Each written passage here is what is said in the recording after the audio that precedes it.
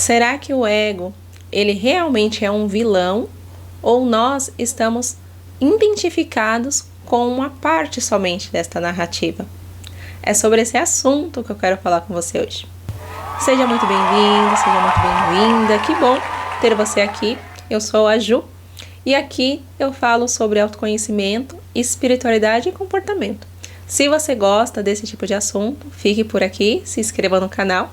E se você já é inscrito, que bom ter você por aqui fortalecendo o trabalho e expandindo cada vez mais também esse conhecimento.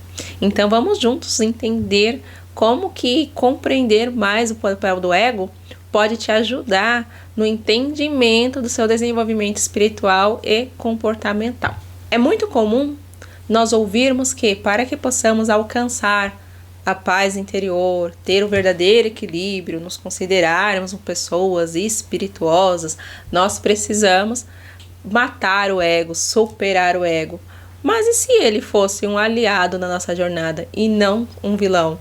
Que essa ideia de olharmos para ele como um inimigo, na verdade, nos faz com que isso se torne um limitador e um obstáculo.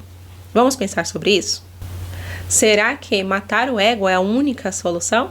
Ou nós poderíamos trabalhar com ele de forma que ele se torne realmente um facilitador dos nossos conteúdos psíquicos? Existem diversas interpretações a respeito do que é o ego.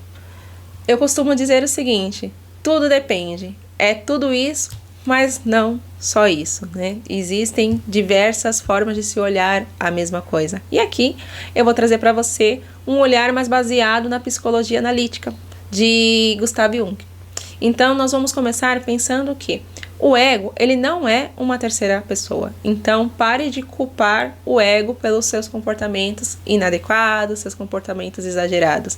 Ele, na verdade, ele é uma estrutura, ele é um facilitador de conteúdos. Ele que nos ajuda a organizar o nosso mundo físico, as nossas ideias, as nossas experiências, os nossos comportamentos, como que nós atuamos em sociedade. Então o ego, ele facilita a nossa interação social, principalmente. No entanto, ele também é responsável por nos proteger, nos dar senso de segurança, nos trazer senso de identidade. E aqui que está a dualidade, porque quando ele está desalinhado, ele pode fazer com que nós tenhamos comportamentos realmente fora de um determinado padrão social.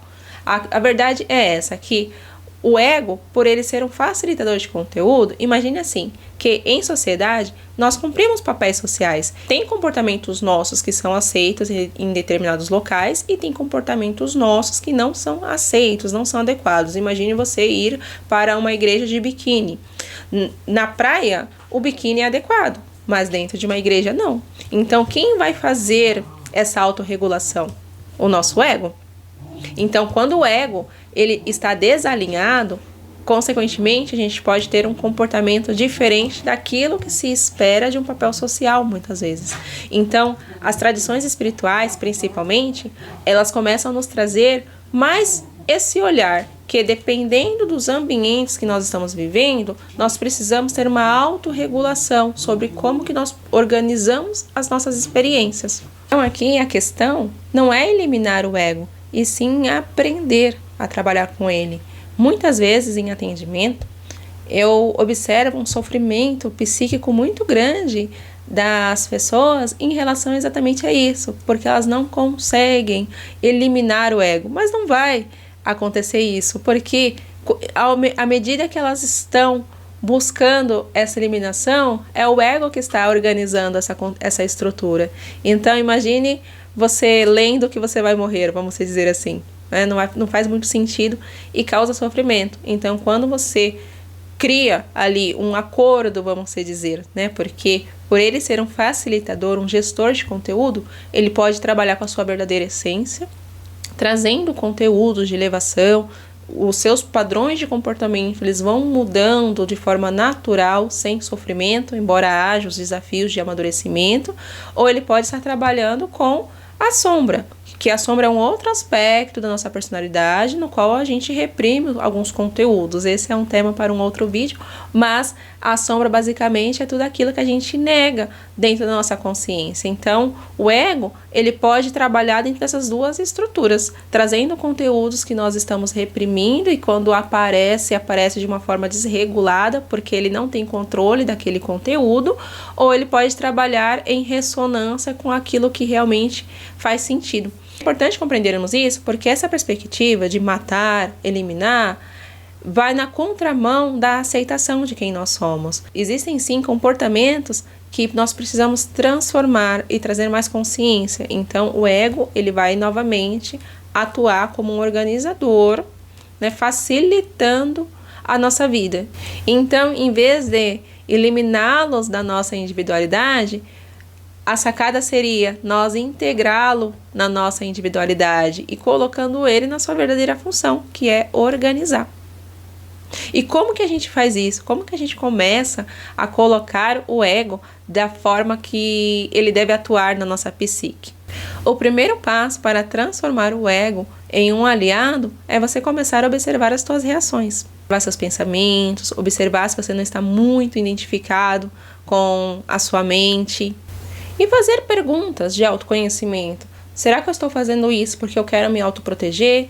Será que eu estou fazendo isso porque eu estou buscando uma validação? Estou buscando validar uma personalidade que não tem muito a ver com quem eu realmente sou? Porque no fundo, a gente conhece a nossa verdade. É que muitas vezes a gente não aceita. Então é um outro trabalho que é o trabalho de aceitação.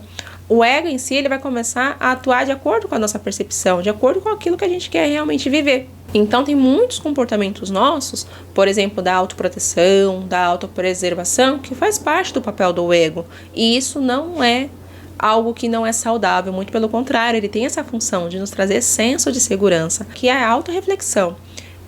Essa autoproteção, ela está vindo de um lugar de medo de falhar, medo de crítica, medo de julgamento, ou eu estou me autopreservando com uma consciência que esse padrão de comportamento vai me direcionar para um local de paz e tranquilidade verdadeira. Algo que é muito comum também as pessoas atribuírem ao ego é quando as pessoas elas têm um comportamento mais vaidoso, um comportamento orgulhoso. A questão aqui é que existe uma diferença entre você ser e você parecer ser. Quando nós temos alguns comportamentos que não fazem sentido com a nossa verdadeira essência, isso vai parecer realmente exagerado. É diferente quando nós estamos atuando com autoconfiança, né? A autoconfiança, o ego, ele vai fazer um eixo com o self, e o self é verdadeiro. Então, ele vai atuar com autoconfiança também. Então, é muito importante a gente se conhecer cada vez mais para a gente entender de que lugar que está vindo aquela atitude. Está vindo de um lugar de confiança, da certeza que eu sei quem sou, ou está vindo de um lugar de autoafirmação, sendo que eu não sou nada daquilo que eu estou me autoafirmando. Então, o ego, ele vai fazer esse papel de nos autorregular. Para fechar esse assunto, o que eu quero te dizer é que o ego não é algo que precisa ser derrotado, ele precisa ser compreendido.